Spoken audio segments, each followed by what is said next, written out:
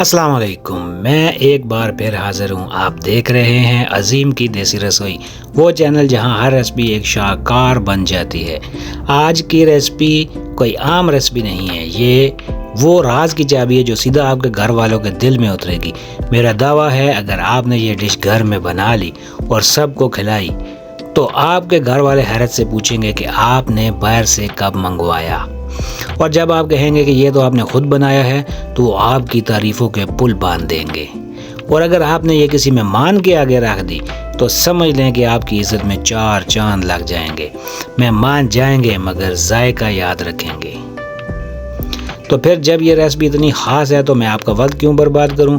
चलें अब शुरू करते हैं। शुरू करने से पहले जैसे कि हम जानते हैं कि तमाम बरकतों के लिए पढ़ लेते हैं बिस्मिल्लाहिर्रहमानिर्रहीम।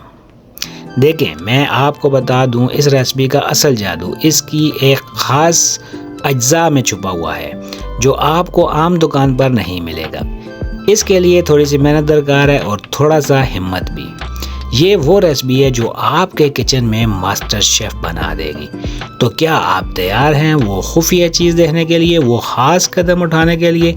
शुरू करने से पहले 1 मिनट, एक छोटी सी बात तो रह ही गई। इस रेसिपी में जो हम ख़ास पाउडर डालेंगे, इसको बनाने का तरीका आपको आखिर में बताऊंगा, क्योंकि अगर वो पहले बता दिया तो सारा मज़ा ख़राब हो जाएगा।